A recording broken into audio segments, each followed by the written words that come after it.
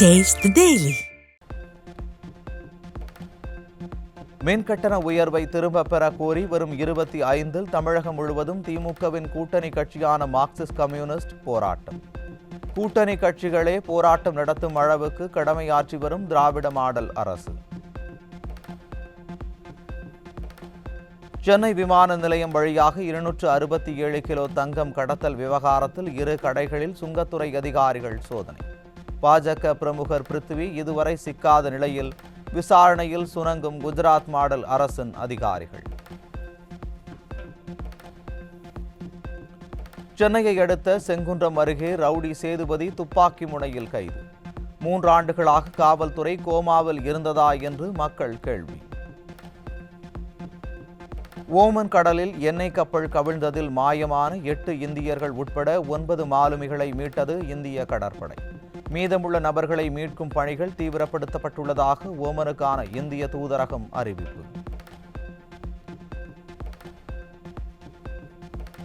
நாமக்கல் மாவட்டம் திருச்செங்கோட்டில் குழந்தை விற்பனை வழக்கில் ஜாமீனில் வெளிவந்த அனுராதா தொடர்புடைய இடங்களில் சுகாதாரத்துறை அதிகாரிகள் சோதனை. 2023ஆம் ஆண்டு அனுராதா கைதான நிலையில் விடிய அரசின் சுகாதாரத்துறை அதிகாரிகள் தற்போது சோதனை நடத்தி வரும் அவலம். ராமநாதபுரம் அரசு மருத்துவக் கல்லூரி மருத்துவமனையில் மருத்துவர்கள் பற்றாக்குறையால் நோயாளிகள் சிகிச்சை பெற முடியாமல் தவிப்பு. மாரத்தான் ஓட்டத்திற்கு முக்கியத்துவம் கொடுக்கும் சுகாதாரத்துறை அமைச்சர் மருத்துவத்துறையிலும் கவனம் செலுத்த வேண்டும் என்று நோயாளிகள் வலியுறுத்தல். சட்டவிரோத பணப்பரிமாற்ற தட சட்டை வழக்கில் ஜாஃபர் சாதிக்கை காவலில் எடுத்து விசாரித்து வரும் அமலாக்கத்துறை. 3 நாள் காவலில் வைத்து விசாரிக்க உத்தரவிட்ட சென்னை முதன்மை அமர்வு நீதிமன்றம். ஈரோடு மாவட்டம் பவானியில் லஞ்சம் தர மறுத்ததால் குட்கா பொருட்களை கடத்தி சென்ற விடிய அரசின் ஏவல் துறையினர். குட்காவை கடத்தி குடோனில் பதுக்கிய போலீசார் மீது கிரிமினல் வழக்கு தொடுக்காமல் பணிநீக்கம் மட்டும் செய்த விடிய அரசு. தேனியில் இருந்து கஞ்சா வாங்க ஆந்திரா பறக்கும் குருவிகளை கண்டுகொள்ளாத விடிய அரசின் ஏவல் துறை. கூலிக்கு பறக்கும் குருவிகளை மட்டும் குறிவைத்து பிடிக்கும் போலீசார் மொத்த வியாபாரிகளை பிடிக்காமல் கபட நாடகம். குன்னூரில் அடுத்தடுத்து 5 கடைகளின் பூட்டை உடைத்து மர்ம நபர் திருடும் சிசிடிவி காட்சி. நிர்வாக திறனற்ற ஆட்சியில் காவல்துறையினர் கும்பகர்ண தூக்கத்தில் இருப்பதால் கொள்ளையர்கள் சுதந்திரமாக தெரிவதாக வியாபாரிகள் குற்றச்சாட்டு. தென்மேற்கு பருவமழை தீவிரமடைந்துள்ள நிலையில் முக்கிய அருவிகள் மற்றும் நீர்பிடிப்பு பகுதிகளில் வெள்ளப்பெருக்கு. அவலாஞ்சியில் 34 சென்டிமீட்டர் மழை பொழிவு.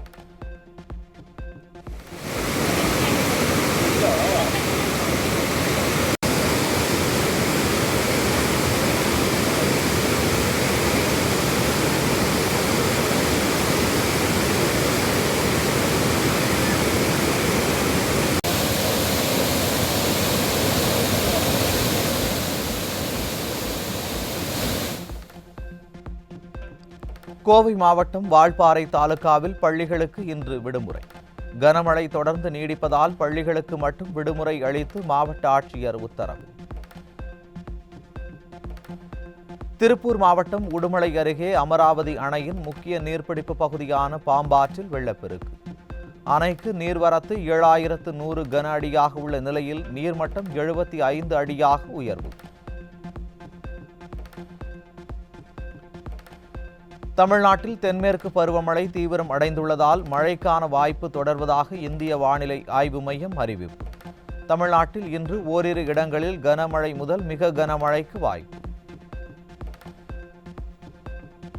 கர்நாடக அணைகளில் இருந்து காவிரி ஆற்றில் நீர்வரத்து வினாடிக்கு 50,500 கன அடியில் இருந்து 55,500 கன அடியாக அதிகரித்துள்ளது.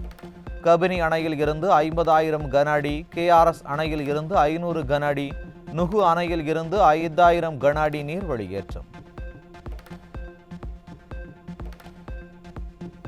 தருமபுரி ஒகேனக்கல் காவிரி ஆற்றில் நீர்வரத்து வினாடிக்கு 22,000 கன அடியில் இருந்து 23,000 கன அடியாக அதிகரிப்பு.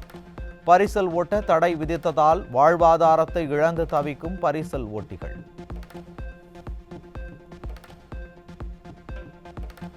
திருப்பூர் மாவட்டம் உடுமலை அருகே தொடர் மழையால் பஞ்சலிங்க அருவியில் வெள்ளப்பெருக்கு. அருவியில் குளிக்க தடை விதிக்கப்பட்டுள்ளதால் சுற்றுலா பயணிகள் சோகம்.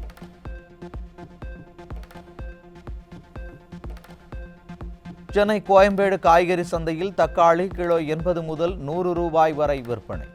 சில்லறை விலையில் தக்காளி கிலோ ஒன்றுக்கு 100 ரூபாய் முதல் 120 ரூபாய் வரை விற்பனை செய்யப்படுவதால் இல்லத்தரசிகள் புலம்பல்.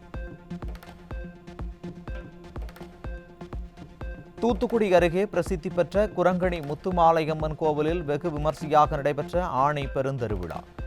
கோவில் முன்பு வைக்கப்பட்ட பிஸ்கெட்டால் உருவாக்கப்பட்ட விநாயகரை தரிசித்த பக்தர்கள்.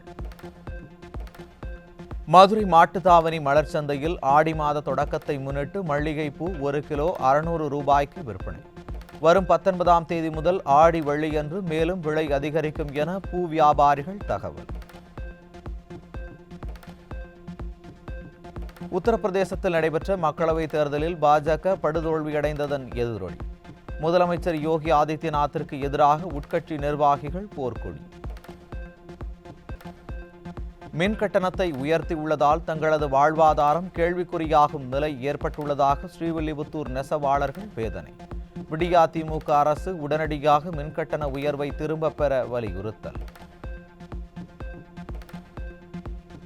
மின்வெட்டம் உயர்த்தினால எங்களுக்கு ரொம்ப பாதிப்பு இருக்குது. மேலும் கூலி ரொம்ப கம்மியாக இருக்குது. ஒரு மீட்டருக்கு 12 ரூபா தான் கொடுக்காங்க. எங்களுக்கு கட்ட மாட்டேங்கி ஒரு நாளைக்கு நல்ல வேலை பார்த்தா 300 ரூபாய்க்கு மேலே வேலை ஆக்க முடியல. அதை தமிழக அரசு உடனே பார்த்து நடவடிக்கை எடுத்து மின் உயர் கட்டணத்தை ரத்து செய்ய முடியும். தாழ்மையான கட்ட சென்னை எழும்பூர் அரசு குழந்தைகள் நல மருத்துவமனையில் நோயாளிகளிடம் லஞ்ச பணம் கேட்டு நச்சரிக்கும் ஊழியர்கள். சிகிச்சைக்கு சென்றால் ஊழியர் முதல் மருத்துவர் வரை தகாத வார்த்தையால் பேசி அசிங்கப்படுத்துவதாக பொதுமக்கள் குற்றச்சாட்டு. ஒரு சின்ன குழந்தைய ஒரு செக்யூரிட்டிக்கோசம் நீங்கள் என்ன, நான் செக்யூரிட்டி திட்டினா நீங்கள் என்ன என் வீட்டுக்காரர் எவ்வளோ வேணாலும் சொல்லியிருக்கலாம். ஒரு சின்ன குழந்தை, பச்சை குழந்தைய என் ஹாஸ்பிட்டலில் உனக்கு இடம் இல்லை, நீ இட்டுன்னு போன அவர் சொன்னது தப்பு கிடையாதுன்றாங்க சார். இந்த ஹாஸ்பிட்டலில் எனக்கும் என் குழந்தைக்கும் என் வீட்டுக்காரங்க நியாயம் வேணும். சென்னை தாம்பரம் அடுத்த அனகாபுத்தூரில் சாலையில் தேங்கிய கழிவுநீரால் ஜல்லிக்கற்கள் கொட்டப்பட்டுள்ளதால் வாகன ஓட்டிகள் அவதி. விடியா அரசின் மாமன்ற உறுப்பினர் கண்டும் காணாமல் இருப்பதாக பொதுமக்கள் குற்றச்சாட்டு. கடலூரில் அரசு மானியத்துடன் வழங்கக்கூடிய வேளாண் சார்ந்த இயந்திரங்களை அரசியல் அதிகாரம் படைத்த நபர்களுக்கு மட்டுமே வேளாண் பொறியியல் துறை அதிகாரிகள் வழங்குவதாக விவசாயிகள் குற்றச்சாட்டு.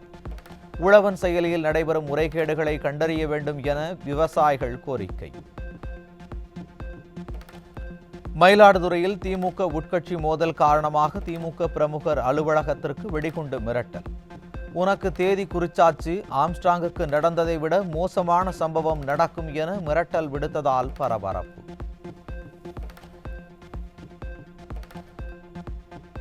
கர்நாடகாவில் நிலச்சரிவு மற்றும் காட்டாற்று வெள்ளத்தில் அடித்துச் செல்லப்பட்டு உயிரிழந்த தமிழகத்தைச் சேர்ந்த லாரி ஓட்டுநர். கணவரின் உடலை சொந்த ஊருக்கு கொண்டு வர தமிழக அரசு உத்தரவிட வேண்டுமென மனைவி கோரிக்கை. உதகையில் கனமழை காரணமாக கடந்த 2 நாட்களாக மின் இணைப்பு துண்டிக்கப்பட்டதால் கிராம மக்கள் அவதி. விடியா அரசின் மின்வாரிய துறையினர் நடவடிக்கை எடுக்கவில்லை என பொதுமக்கள் குற்றச்சாட்டு. நீலகிரி மாவட்டம் கூடலூர் அருகே கனமழை காரணமாக குடியிருப்பு பகுதிகளில் விரிசல் ஏற்பட்ட நிலையில் 47 முதியோர்கள் மீட்பு. மருத்துவமனை கட்டிடம் பாதுகாப்பின்றி கட்டப்படுவதால் தான் மண் சரிவு ஏற்பட்டு பூமி பிளந்து விரிசல் ஏற்படுவதற்கு காரணம் என அப்பகுதியினர் குற்றச்சாட்டு.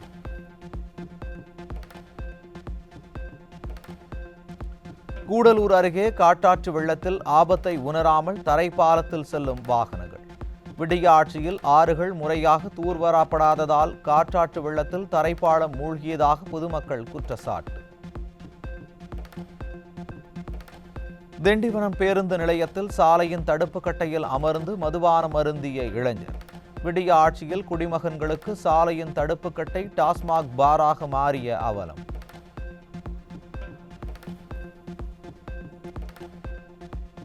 ஆகஸ்ட் 10ஆம் தேதி முதல் கோவை விமான நிலையத்தில் இருந்து வாரத்திற்கு 3 நாட்கள் அபுதாபிக்கு விமான சேவை தொடக்கம். புதிய விமான சேவையால் கோவை தொழில்துறையினர் மிகவும் மகிழ்ச்சி.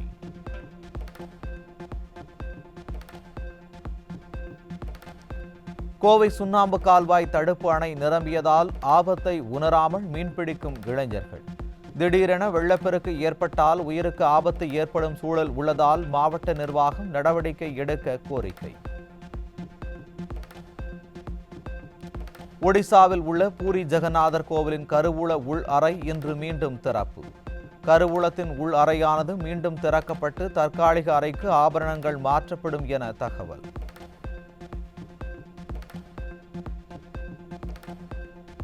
சிவகங்கை அருகே ஐயனார் கோவிலில் ஆடி திருவிழா கோலாகலம். பக்தர்கள் புரவி எடுத்து ஊர்வலமாக சென்று நேர்த்திக்கடன். திருமணமான ஒரே வாரத்தில் துபாய் இளவரசி விவாகரத்து. கணவருக்கு வேறு சிலருடன் தொடர்பு உள்ளதால் விவாகரத்து செய்ததால் இன்ஸ்டாவில் அறிவிப்பு.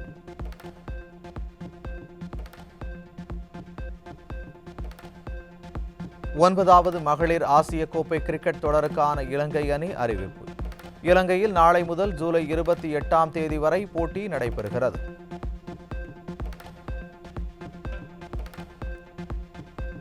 ஜூலை 26 தொடங்கி ஆகஸ்ட் 11 வரை நடைபெறும் பாரிஸ் ஒலிம்பிக் போட்டி. இந்தியாவில் இருந்து 117 வீரர்கள் பங்கேற்றுள்ளதாக இந்திய ஒலிம்பிக் சங்கம் அதிகாரப்பூர்வமாக அறிவிப்பு.